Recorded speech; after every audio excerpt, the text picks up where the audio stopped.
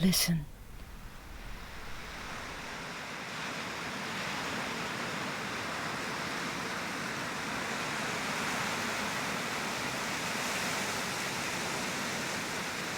If you listened carefully and it was without talking, you would hear the sound of the sea down below the house 2 fields away, and Salt Pond on the other side 2 fields away. So this was just heaven here. To me, the whole world was right here. And this was home.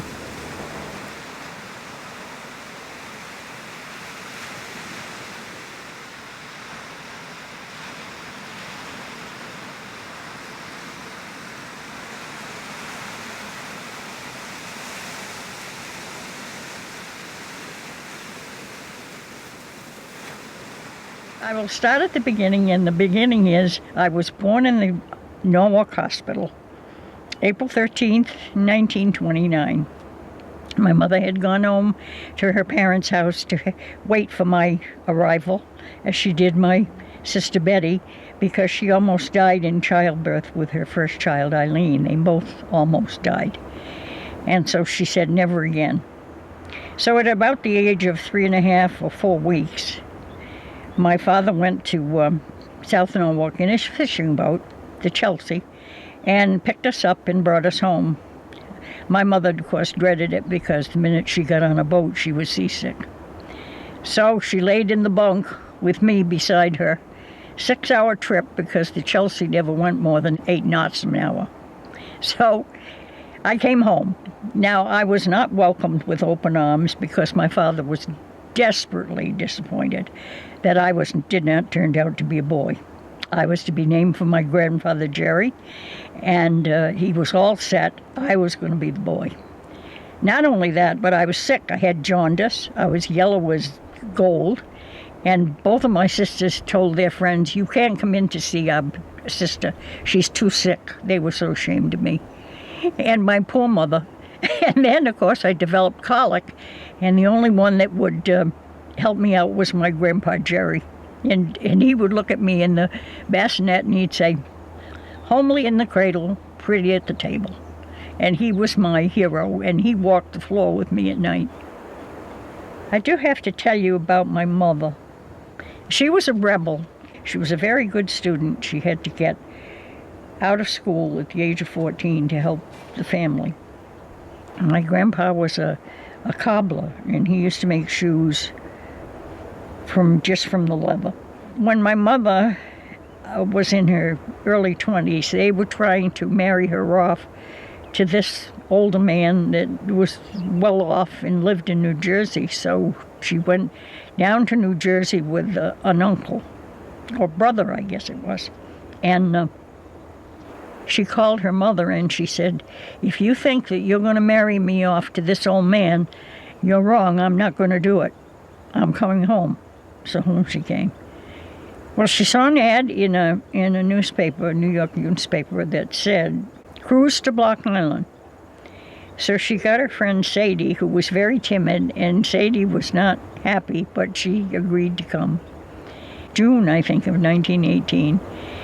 Got on the boat in New York, slept on the boat overnight, and docked at Block Island the next day. And she went to the Governor Gorton farm down the neck, which is now a private residence. And there she met my father. Of course, my father was quite smitten with her. And they palled around. They were there for 1 week, I think.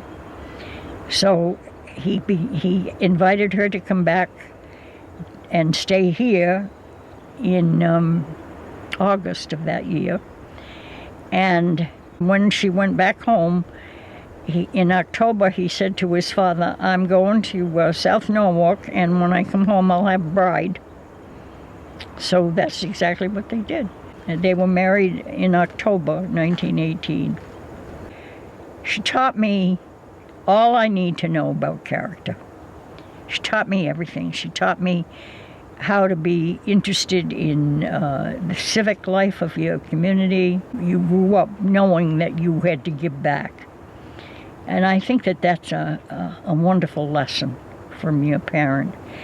And always to be honest, never to cheat or be mean or angry.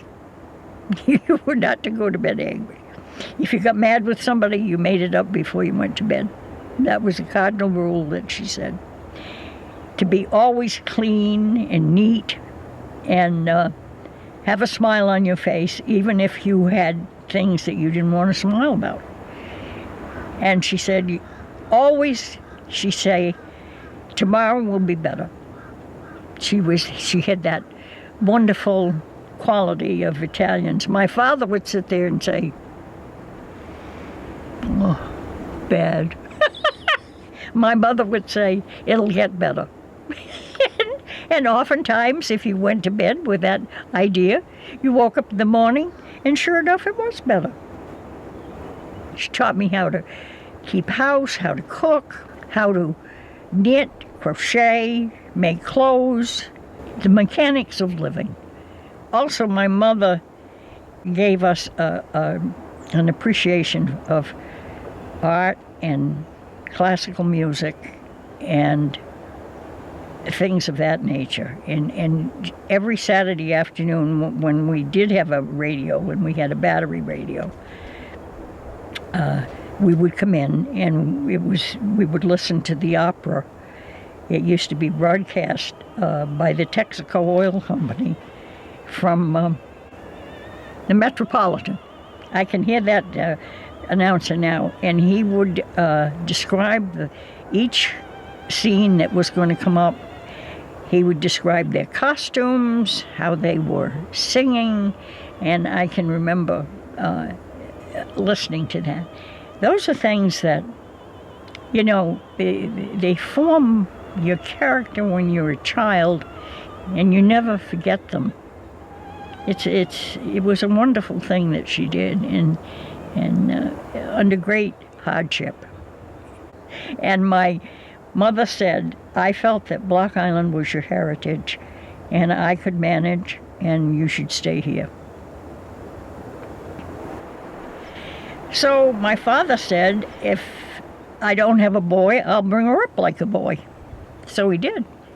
And I went with him everywhere. I went to the pond with him. He taught me how to row a boat, how to take a window out and glaze it, how to paint, how to tie knots, how to take care of animals. We had pigs, we had chickens, we had a horse, and we had cows. And I was never inside when I could be outside. I just tagged along with, you know, everything that had to be done. And it was a nice life, and it was fun for a child. And there were all kinds of things to do. You know, you had animals, you had eggs to bring in. You know, I loved it when in the spring of the year, we had 2 or 3 gardens where the house is down there. That was our cornfield, and we had pumpkins that grew around there, and also potatoes. And then the fine vegetables were out here. But in April, or late March, when my father would take old Dick and hook him up and do the plowing, I loved the smell of the furrows, you know, laying over one over the other, and the earth would smell delicious and filled with worms. And of course, I spent a lot of time fishing down in that pond down there that's called the Georgian Swamp. And also with my friend Nell, who was wonderful to me as a kid. And I would go over to her house because she had magazines, and I used to spend many an hour on my stomach in the floor in her living room. And Nell taught me many things, and Nell taught me that women can smoke and women can drive cars. And Nell had a car. It was a Ford with a rumble seat. And Nell loved to go berry picking. And she would take my mother, and she would take me, and I always sat in the back in the rumble seat. Well, Nell had one speed, fast. As fast as that car would go, she had the accelerator to the floor. I was in the back, bouncing around, trying to hang on to stay in the rumble seat. But we went for everything. We went for blackberries, for blueberries, huckleberries, strawberries, whatever there was, we were out there to do it. And my summertime was filled with a lot of that, a lot of berrying. And if I was bored, I would go over to Miss Fanny's house and say to her, I wasn't supposed to go, further than her house. And it was right over the barway, and I'd say, Miss Fanny, could you take me strawberrying? And she'd say to me, just a minute, darling, till I change my shoes. Now, the poor old lady, she had terrible bunions, and her old shoes, she had to cut out the leather so that her bunions wouldn't hurt. She always had a house dress on, thick cotton stockings, even in summer. And she would take a newspaper, and we would go over to the field that had nothing in it, no houses then, and pick and pick and pick. Now, we used those for strawberry shortcake, of course. I don't know if you've ever had wild strawberries, but they're delicious. They're like, you see them in the grass, and they're like little rubies glistening, And I would have enough to bring home. We'd have strawberry shortcake. We would, my mother would preserve them, so that in the wintertime, sometimes in the month of January, it was cold, and she'd say, let's have hot biscuits and strawberry preserve. So we'd go down and get the preserve and heat it up on the stove and have it with hot biscuits slathered with homemade butter. Oh, man. There was nothing better. And we never, ever had whipped cream. Isn't that funny? We had clotted cream. And my mother would skim it off the milk pans. This is called the milk house for very good reason, because there was a screen section. Now, we had no refrigeration. So everything that we had, fresh milk, was just immediately drunk. And what was left over, the skim milk, was fed to the pigs, and the cream was taken off to make butter. And I loved the pigs. Pigs are really very smart, and I always loved it when my father fed them, because he had 2 buckets, and my mother would save apple peelings and potato peelings and any bit of vegetable that was left over or trimming. And we would take those 2 buckets out to the barn, and there was a big chest in the middle part of the barn. It was filled with what my father called chops, which was very coarse cornmeal, very coarsely ground, and that would be stirred into the warm milk. And he always thought in the wintertime they should have something warm to drink or to eat. And I could tell you, when I smelled that, I could have eaten it myself. It smelled delicious, it smelled like Johnny cakes. But there was always something to do, and there was always a chore to be done. There was a lot of going after cows that had gotten out. Cows could smell an open gate a mile away. If somebody left a gate open, they could smell it, and they would be out. And there'd be sometimes miles you'd have to walk to find them, with a lantern at night. It was a good life, but very, very hard. And hard for my mother, coming from a city. We had no electricity, no running water, no bathroom, an outhouse, which my mother hated, and the rest of us did too. It's not very easy to go outside at night when it's blowing 60 miles an hour and the wind is northwest. But we survived, and it was not easy, but it was very satisfying in many ways. And we knew as kids that we were a very important part of the family. We all had chores. When I was 7, it was my job to take the oil lamps and fill them, trim the wicks, and polish the chimney. We were all readers. We read. We lived in the kitchen really in the wintertime, because in the Depression we couldn't afford coal, and so when the fire went out, it was cold. We went upstairs to bed. We had flannel sheets. We had bricks that were put in we had to take warm bricks out of the oven. So we would take these warm bricks and two to a bed, and so you had one at your back and one at your feet, and you were quite cozy when you got into the feather bed. But when you came down in the morning, start the fire from scratch, and I'll tell you, that was awful. It was terrible. I hated that. But that's part of living on Block Island. Not to mention the gales of wind and the ice and snow. We had a lot of snow in the wintertime. You don't have that now anymore. Even when my kids were small in the 50s, we still were having snowstorms. But we don't have them that. The climate has changed a lot. And I do have to tell you about the barn. I love the barn. When you went in there, on the western wall, this side, there were pegs, and the harnesses were kept there. And they had little metal things, to keep the leather together and to go around the horse's head and mouth. And I used to go in there and rattle those and pretend that I was talking on the telephone. I would get those things rattling, and then I'd go in and I'd have these long conversations with an imaginary friend. But the barn was warm, and the cows were in there. I always went out with my father when he milked the cows at night, and there were barn cats out there. And he would take the udder of the cow and squirt warm milk into their mouths, and there'd be 3 or 4 cats all lined up waiting for this warm milk, But it was a nice feeling in the barn because the animals were in there and they were warm, and the hay was there, and it just smelled lovely. I hated it when we lost it in the 38 hurricane, and that was a terrible disaster. Our whole life changed after the hurricane. It was an awful thing.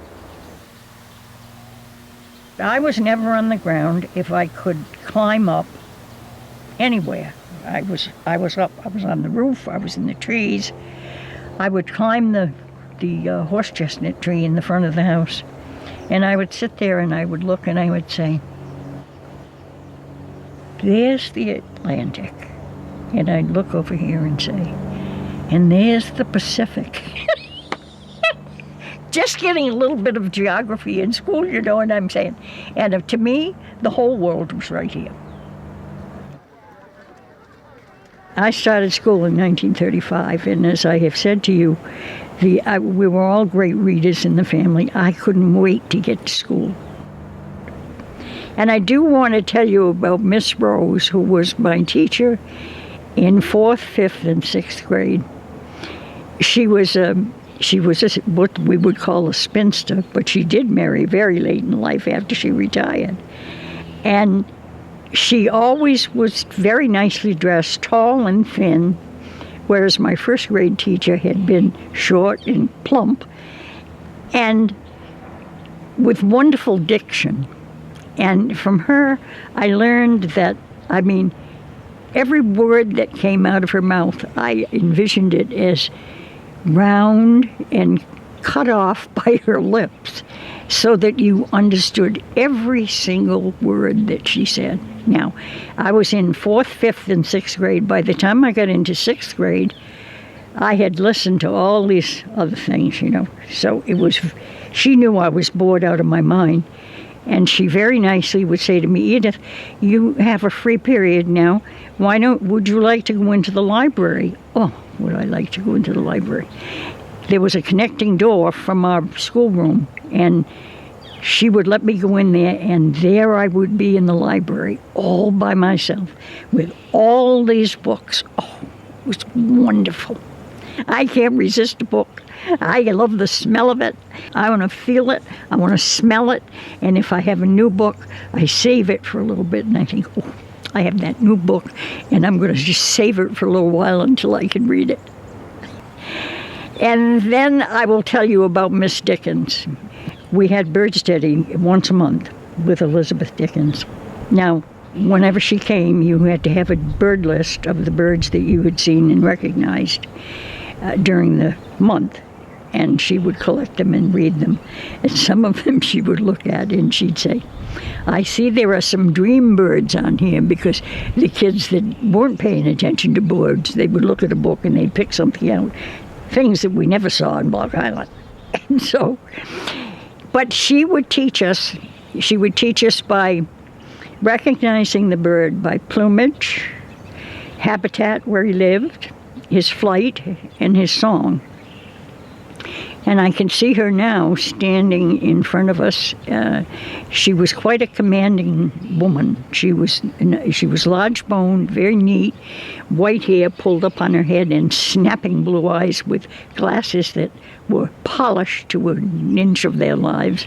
And she always wore tennis shoes, high tennis shoes, white in the summer and black in the winter. And I think she had trouble with her feet, because she walked as if she was flat-footed. But what a gift she gave us. I mean, a lifetime gift. I can see a bird in flight and I can know when the redstart comes. I can hear when the robin is singing, when the Carolina wren is singing. And she would stand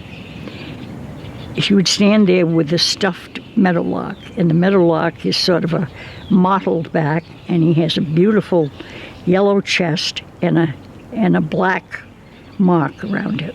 And she would say, now, here's the meadowlark. You see his lovely breast, and he has a black necklace on. And when he sits in the meadow, he says, you can't see me. And she would whistle that little song. Then she would say about the goldfinch. The goldfinch is the only bird that sings in flight. And he sings 2 and 20, 2 and 20, and he has a dipping. And she would mimic the flight. This year, with COVID and not being able to go out, the birds have been an absolute godsend. I come out here and I look under the trees and I think to myself, oh, I am so fortunate. Here I am listening to these little birds sing and knowing who is where and what little warbler is over there. And the Carolina wren will come and sit on the sundial at night sometimes and sing. And he sings so loud you'd think that he was a huge bird, and he's a little tiny thing like this with a little dippy tail that comes up. And it's a great thing. It's a wonderful, wonderful gift. Nobody could ever repay her for all the pleasure she gave to each and every one of us.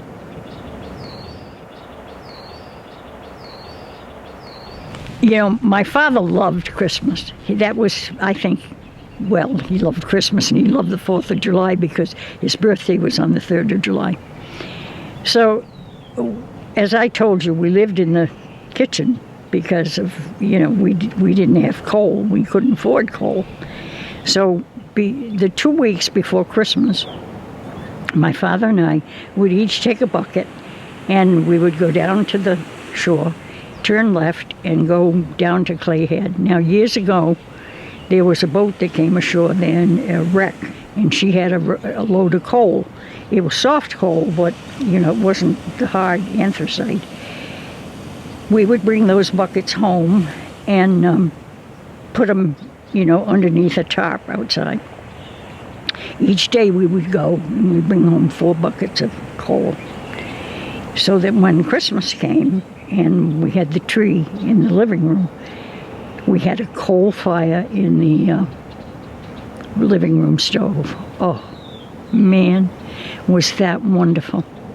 I mean, to have that room warm, be able to go in there, smell the Christmas tree. Now, we didn't have electricity or anything, so it was just the glitter of the things. We used to have those icicles that we hung on the tree, and everything was lamplight, so it was very pretty, and it smelled delicious. But the nicest part was I could remember undressing for bed to go to bed and bring my pajamas out. And that was a stove where it had an encasing covered enamel, I guess, metal, and it covered in enamel or porcelain. And you could put your night clothes on there and they'd be nice and warm. and it would be great because you went into a nice cold bedroom, except for the hot bricks that we had in the bed. And that 2 weeks was just the best thing. And my father, I can see him now, sitting in his chair in the corner, observing everything, and taking such comfort. And one of the things that we would do on Christmas, my father would say, "Come on, we're going to go up and visit Miss Dickens." Now, Miss Dickens lived way out on the southwestern side of the island, off of Dickens Point. We would walk up there to see her. Now, there were 5 gates in the roadway to her house that had to be closed because of cows and animals in there. And we would pay a little call because she lived there by herself with her dog, and then we would walk home. Well, it was a round trip, 5 mile to the harbor and back, to Old Harbor and back here. So it was maybe 10, 11 miles round trip. My son's house is on the old barn foundation, and the barn was very important to me.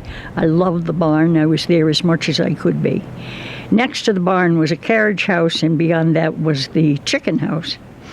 And I used to climb up there. I mean, it was really 2 stories, and I climbed up on that thing. My mother looked out one day and saw me and nearly had fainted away, and she said, "Oh, my Lord." She came out quietly and she said, "Edith, how did you get up there?" Well, what I had done was I had climbed up on the door in the back that led to the haymow, put my feet on that, grabbed the cable because we had lightning rods, and got my way up to the cupola. And on top of the cupola was the weather vane, which was a red horse. Everybody, they either had a horse or a swordfish. But a weather vane was very important because it was the thing you looked at first to see the direction of the wind. So she carefully walked me down. But anyway, the hurricane, I will lead into the hurricane, the day of it. I was 9 years old. And it was a nice morning, and we went off to school. My father went fishing. And but at about noontime, the sky began to turn a peculiar brassy color. And we didn't know why. Of course, there was nothing forecast. Nobody knew, what was coming. But the fishermen were out, and what had been a nice day, there was a very peculiar current that they noticed, and it made them a little uneasy because it was different than they had seen. And so they headed back for home, which was a good thing. So I would say that maybe they probably got on their way to the harbor, around 11:30, and got into the harbor, and then, of course, the wind really began to come on. And they knew that it was something that was different because everything was different. I was in school, Betty was in school, Eileen was at college in Providence. So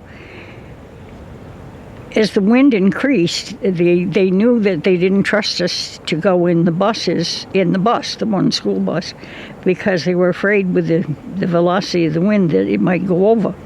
So we had to go out of the back door of the school into small cars.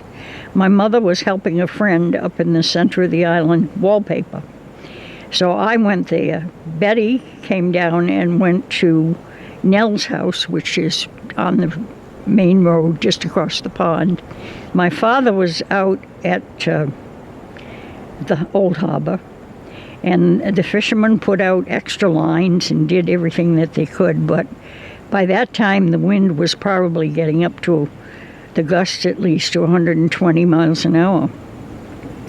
And when I got to this house where she was wallpapering, we noticed that the wall on the east side of the house was bending in and out, which was not a good thing. And also, we looked out the window, and his grandfather's Model T had been blown away and down towards the main road. And we thought, oh my Lord. And it had the emergency brake on. A window broke from a piece of wood flying through the air, and we had to shut the dining room off. And the man of the house came home, and he had to crawl from the Beach Avenue Center Road intersection on his hands and knees because he couldn't stand up. And he got home and got a piece of wood and wedged it against the east wall to prevent it from blowing in. Now, the instruments blew away, as I said, when it got to be 120, 121 miles an hour. So we really don't know what the velocity ever got up to. My father, in the meantime, was gathered with many of the fishermen down at the dock underneath the area where Ernie's restaurant is now, and Finn's restaurant. And they watched, and a huge surge came, and a tidal, a big storm surge came and went over the breakwater, the white breakwater. And my father said it was as black as ink, and you could see all the things that had been picked up, in the water. And it came all the way up to the front street, Water Street, in front of the National. And, of course, a lot of the men, including my father's boat, were moored out in the outer basin. And when the wave receded, it only went up to the street. It just went out with and took the boats with it. My father's was one of the first boats to go out, and he said she went out of the gap straight as a die, as if somebody was at the tiller, and he never saw it again.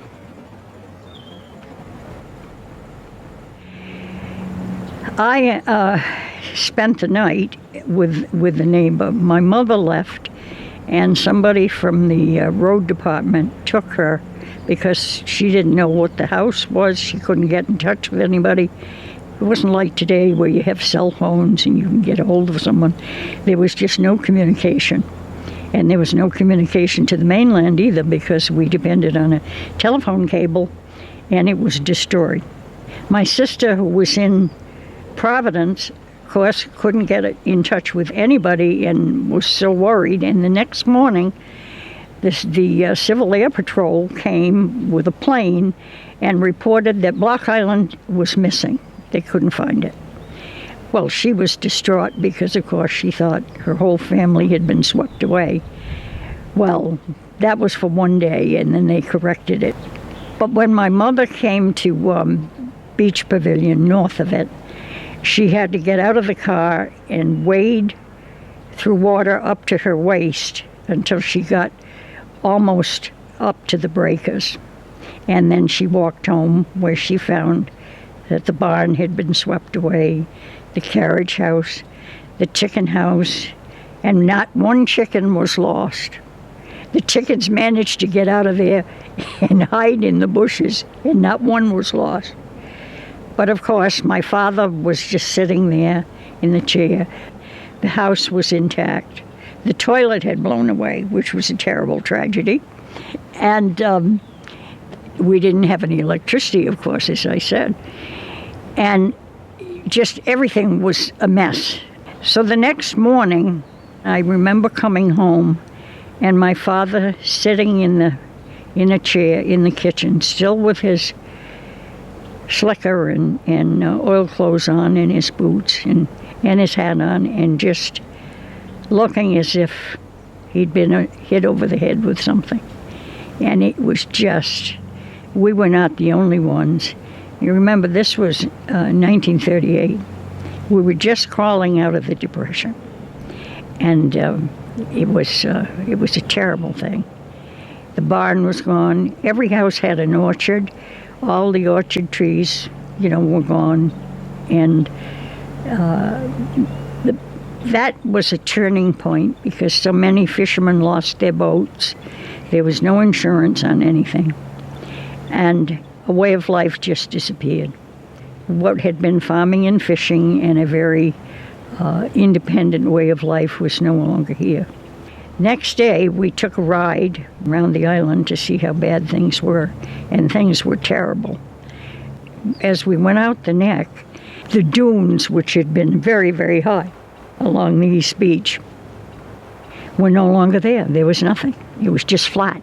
And I remember as a little girl thinking, oh, this must be like it is in the Netherlands. What's going to protect us from the ocean coming in?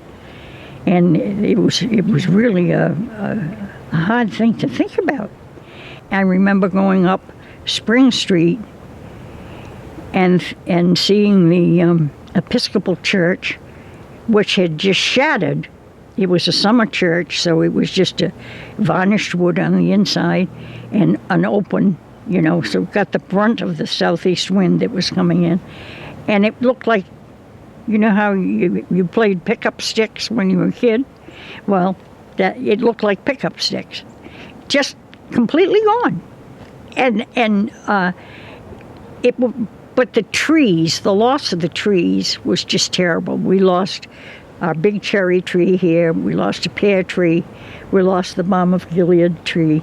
But it was the loss of the barns and the fact that they couldn't be replaced because we didn't have money, and the loss of the animals and the way of life that was very, very hard. And then, of course, we went into World War II.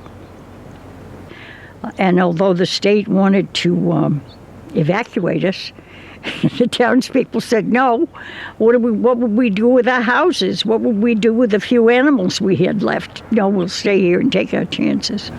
Of course, the war, took the younger people, but even the younger people that didn't go in the war left for the mainland because there was very little here for anybody to do to make a living.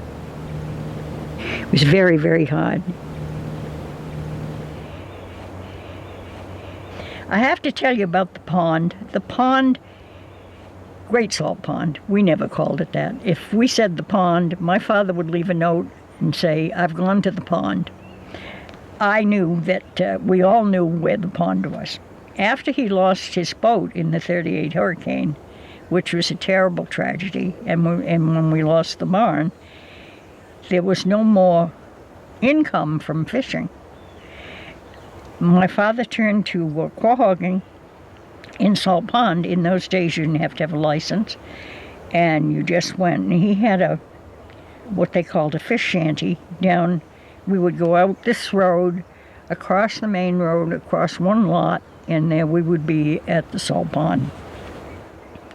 And we used to change our suits in there, and our quahog rakes were in there. So when he turned to shell fishing, I was with him a lot.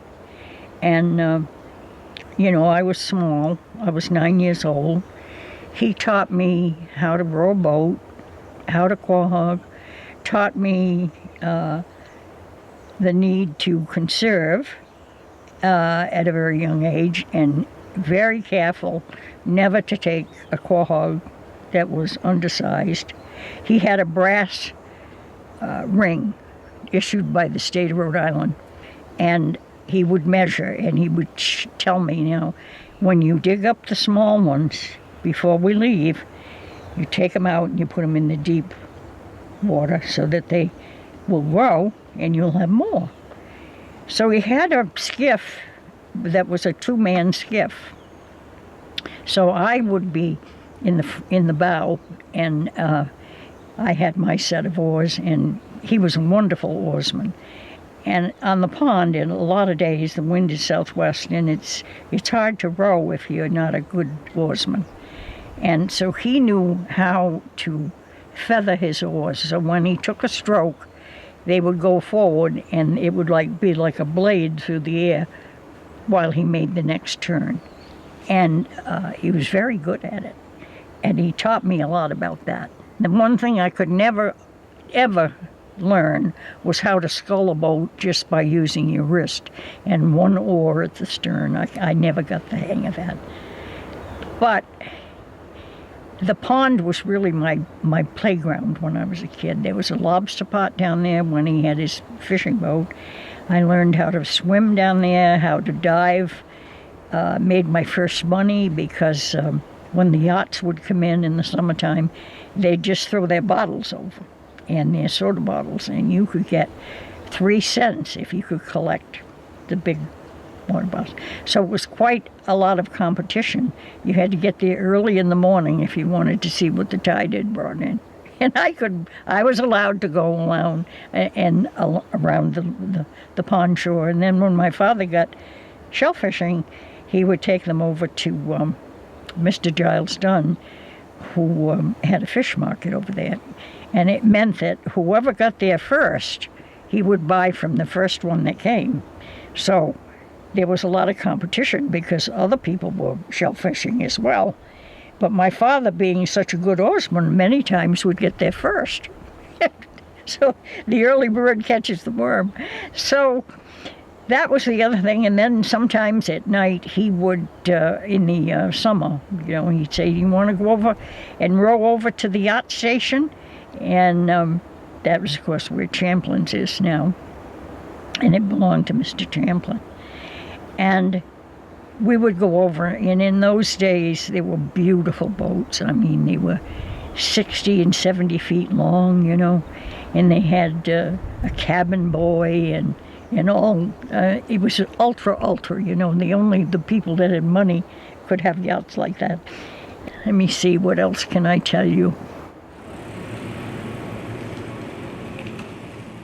When I was about 10 or 11 years old, I longed for a bicycle.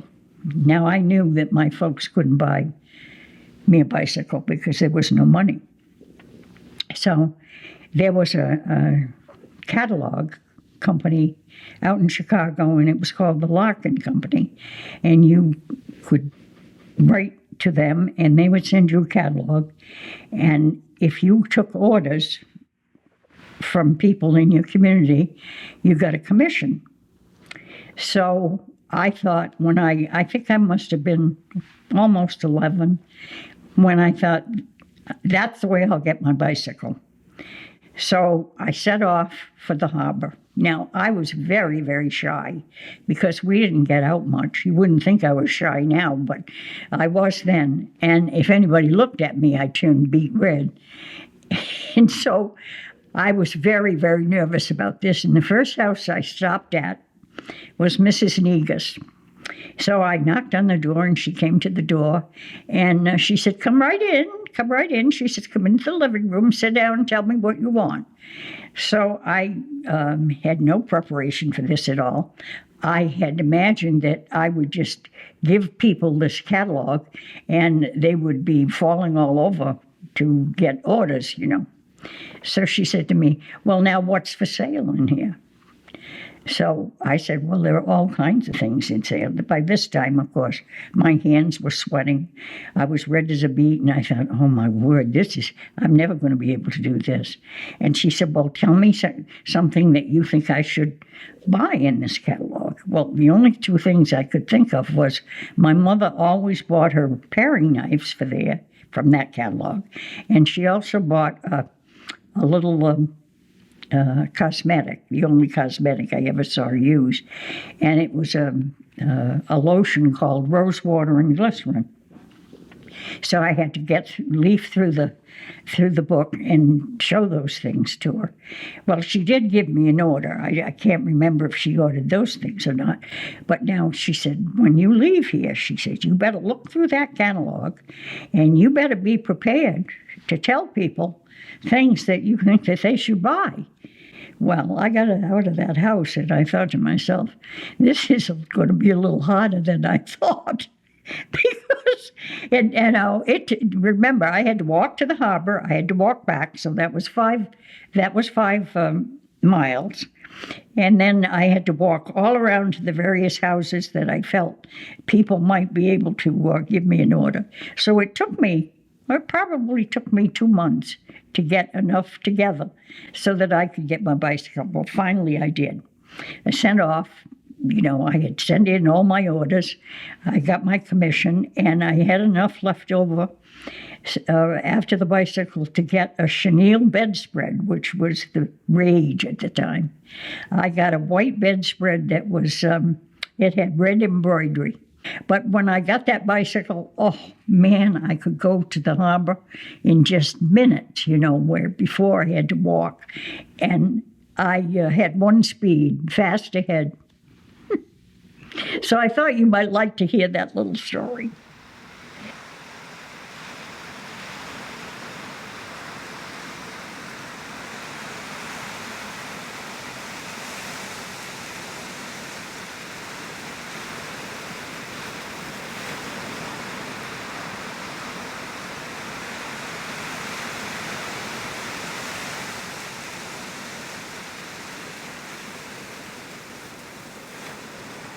In 1951, my husband Ed and I were married, and we moved down to Sleepy Hollow. And we called it Sleepy Hollow. That was his name for it. It was a big old Victorian house, colder than cold. We married in January, and we went down to that house. And I'll tell you, I thought I would freeze to death the first 3 months I was there. I had to wear lined boots on my feet. I had a Persian cat, and we had a little stove in our bedroom, which was downstairs. We didn't go upstairs then. And the cat would sit on the floor, and he would open his mouth to say meow, and the vapor would come out of his mouth as if he was smoking. And we would leave this little wood stove fixed so that all I had to do was open the little thing on the front of it, toss in a match, and, it would come to life. So the fumes came out into the kitchen. I thought I'd die that first year. Anyway, we bought the house and 12 acres of land for $3,000. Now, these people that owned it were from Hastings-on-Hudson, New York, and they had it for maybe 3 or 4 years, and the house had been abandoned for a long time. So they had done all the terrible work of making it secure, and watertight, but they had not done anything on the inside, and they only used it in the summer, so there was no heat in it. And it was very hard to heat.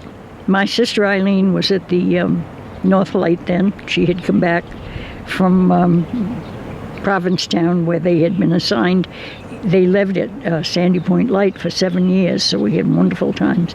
So that's really how we got into the wallpapering and painting business, because we were wallpapering down at my house, and Eileen said one day, well, I think that we should put our shingle out and go out and work. We made $2.50 an hour.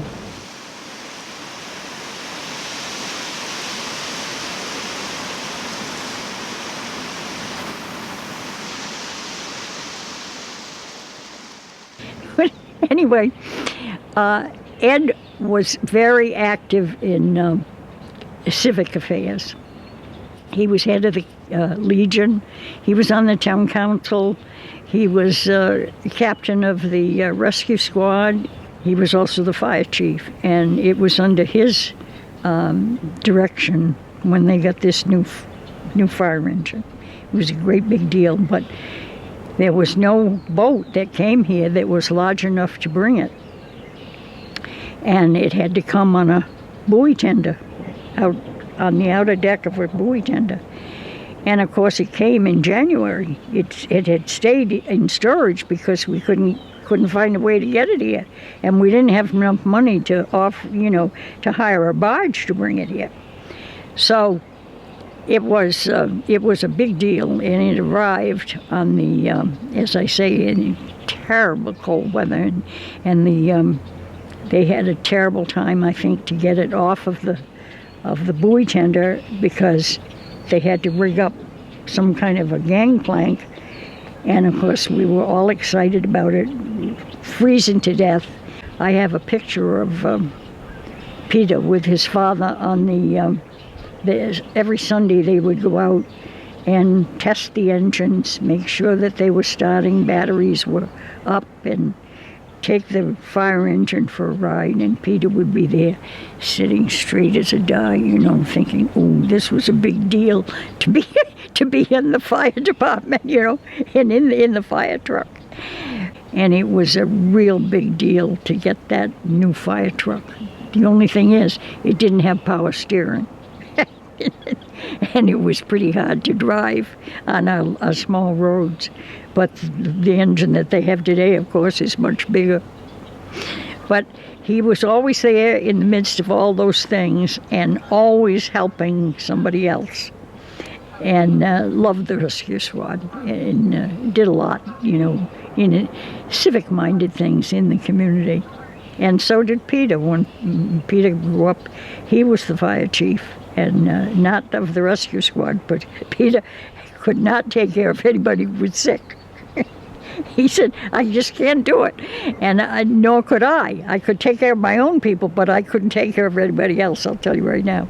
I would not be a good nurse.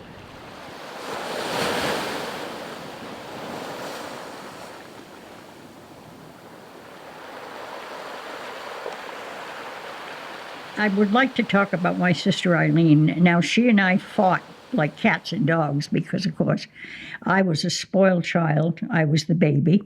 And she would say to my mother, I don't know why you let this child get away with this. I could not get away with this when I was growing up. And so we fought a lot. Eileen went off to college at the age of 16. I was 6. Now, I went to school in 1935. She graduated that year and went off to college and was gone, every winter for 4 years. So when she married and she and her husband, John Lee, came back and he was a keeper at the North Light, I was just a year away from getting out of high school. When I got out of high school, I discovered this wonderful friend, and we became fast friends, and we quahogged together. We wallpapered together. We did all kinds of things. She was so bright. I mean, she was super bright. Anything she turned her hand to, she did it well.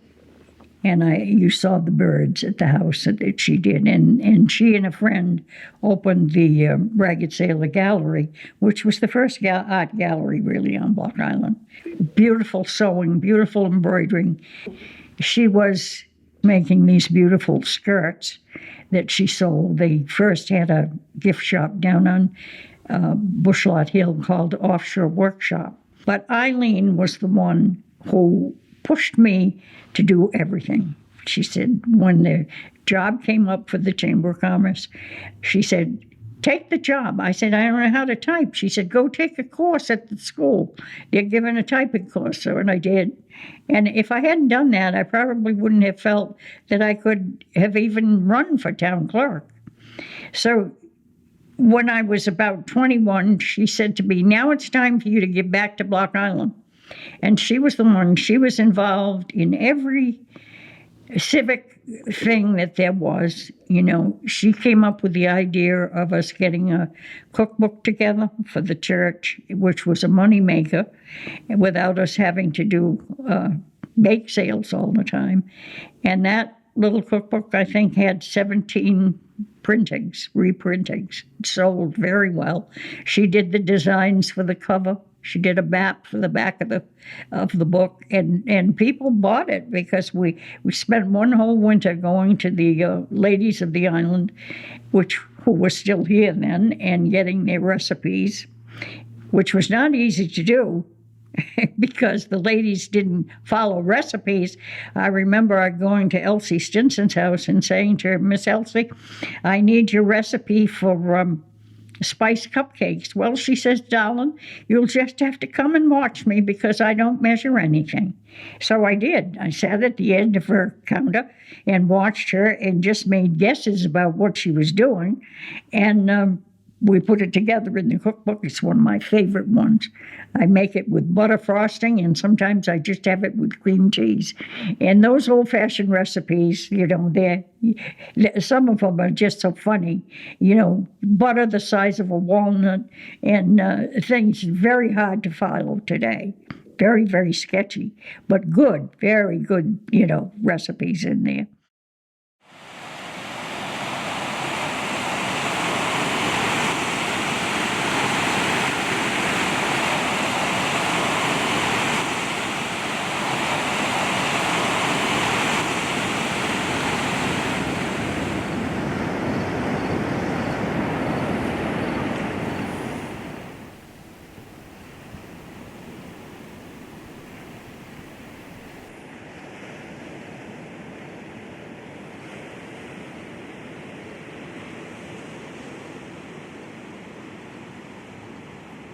My husband had died in 1965, and we left the island for a year or so.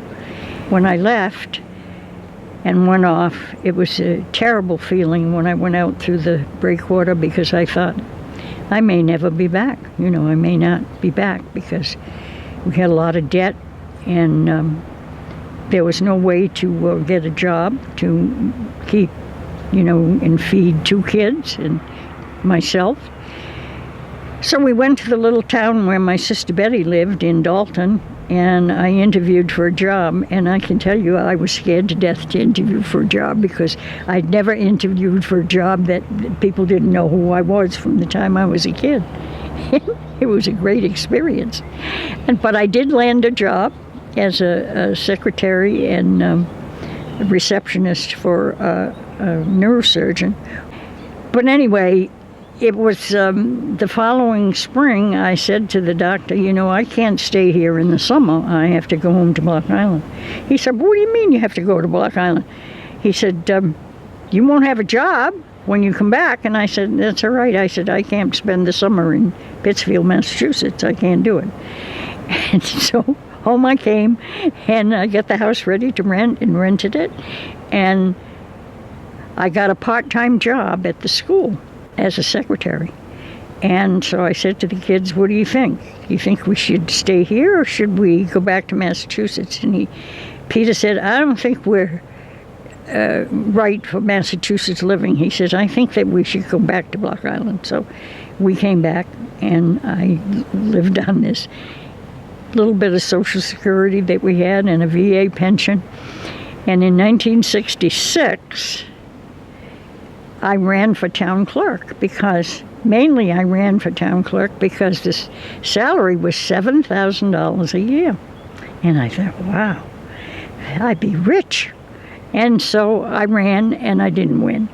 The office was for 2 years. So 2 years later, I ran again, and I really ran a campaign. I really campaigned for it. And people helped me. Mrs. Ballard helped me where my mother worked. And I've always loved politics. It's in me. We had such fun. We had cartoons. Eileen would make cartoons, and it was really nice. So in 1968, I won. I only won by 27 votes. I worked as town clerk for 16 years, and then I decided that I wanted to go for first warden. But by that time, the kids were out of school. They were on their own and everything. And so I said to the committee, the Republican Town Committee, of which my son Peter was the chairman, I knew they didn't have anybody to run for first warden, because the gal that I had defeated as town clerk had gone over to the Democratic side, and she was running for first warden for the Democrats. So there were 2 women against one another. Well, when I made my announcement, there was a dead silence in the room, and I could see it didn't go over very well. So I said, well, I'll leave the meeting, because I was a member of the committee too. And I said, you can talk it over, and if you don't want me to run as first warden, I'll continue to run as town clerk. So it took 2 or 3 days, and finally, grudgingly, they said that yes, I could run for first warden, which I did. And I won. When I made my pitch to run, I said to them, I've been sitting here for 16 years, listening to the town council, taking minutes, learning the background of the town, the ordinance of the town. Now I'd like to make that all benefit to you. So I did, and I think I did a lot of the things that were little housekeeping things, and it was during that time I was first warden from 1984 to 1988, and in 1988 Ed McGovern, who had been on the council for quite some time, beat me in the election, because, well, he had a bar room and he had a lot of friends, and It was the best thing that ever happened to me, because when I got out of there, I was only 60, and I said, I can't just sit around and do nothing. So another friend and I started offshore property, real estate, and it was the only time I ever made any real money. And I bought her out in 1993 and ran it until 2012. I was 80-some years old when I retired. I was 84. Almost 85. Anyway, it was. I had a lot of fun doing that, and I do want to tell you that each year when I was town clerk, I would say to the council, "Can't we do something for the 4th of July?" I loved the 4th of July. My father's birthday was on July 3rd, his mother's birthday, and I said, "It's terrible that the town doesn't do anything to celebrate the 4th of July." No, we can't afford it. Each year, during financial town meeting, it would come up and nothing would happen. So when I was seated in December, I said to the council, now I remember I was a Republican, and I had 2 Republicans on there, so we had a majority. And so I said to them as nicely as I could, I said, I hope you'll indulge me. I want to appoint a fund committee so that somebody can plan for celebrating the 4th of July. And nobody objected. They all voted for it. And that's how the 4th of July celebration started. And the first real tiny little parade they had, I think, was in 1985. And it was not much, but then it grew, and there was a fellow, Tom, that used to come from the mainland and stay on Block Island, and he loved the 4th of July, and he got bands to come, and it, ultimately grew. And then the committee came to the council and said, we'd like to be independent of the council. We'd like to be the double-ender committee. So they did. And of course, the parades got bigger and better every year, and it was a lot of fun for everybody. In 1989, of course, I was no longer first warden. The committee asked me to be the grand marshal. Oh, man, what a time I had. That was the best thing they could ever have done for me. And I went to the man who owned the Old Town Inn, Mr. Gunter, and he had always done beautiful floats, gone to a lot of trouble, rented costumes and everything. So I said to him, I need a costume for the parade. I said, I'm not going to just go and just sit there. And so he comes with the costume. Now, the costume company calls me and said, we need measurements. I've never seen such measurements in my life. They measured from my shoulder to my elbow, my shoulder to my wrist, around my waist, up the back from my waist to my neck, and down.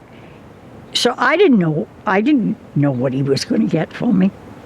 The costume comes. It's a red and white striped dress with a sash and a thing across the front that says Grand Marshal, and a hat to die for. I mean, it had this big plume on the, and I showed it to Melanie, my granddaughter, and I think she was maybe 8 years old. Yeah, she was 8 years old.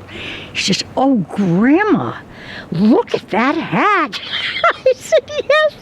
So they had a 1960, I think it was a 1960 something, red convertible, Lincoln convertible, with suicide doors that opened this way. And they had my name on the front of it, and I sat on the back seat, and of course it was lined with people, spectators watching this. And of course here comes the Grand Marshal sitting in the back. When I went around the National corner where the National and the Surf, National on one side, Surf on the other, it was packed with people, and they took one look, and they said, I can understand how people on the stage feel, you know, when an audience responds. I mean, it was just like somebody had lifted me up. I never had such fun in my life as I did that day. It was just the greatest thing. That's it for today.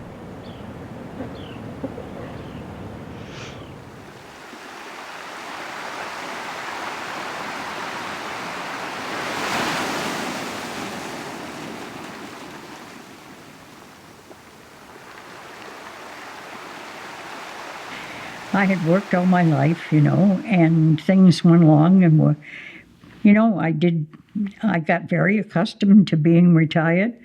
I've never been bored in my life. I always had things that I was doing, reading, gardening, doing all the things that I like to do, and not having any pressure of having to be here, there, or in another place. And who knows how many more years. I mean, here I am, I'm at 91. I look at my poor old feet and I say, oh, feet, you've been lugging me around for 91 years. How are you going to stand this? And as I say so long to my friends, you know, my friend came over the other day, Rich, he was closing the houses up, his and his father's, he said, and I sincerely hope I will see you in the spring. And I always kid with him and say, well, you know, I have to get up to March Hill. They used to say on Block Island, old folks and old horses, you know, if they get through the month of March, they're pretty well set for the rest of the year. So I've still got to get up to March Hill in 2021. But it's been a great life on Block Island, and it's still a great life, but it is different. As Block Islanders diminish more and more each year, it is different. Thank you for taking care of my stories. Thank you. That's it. That's it.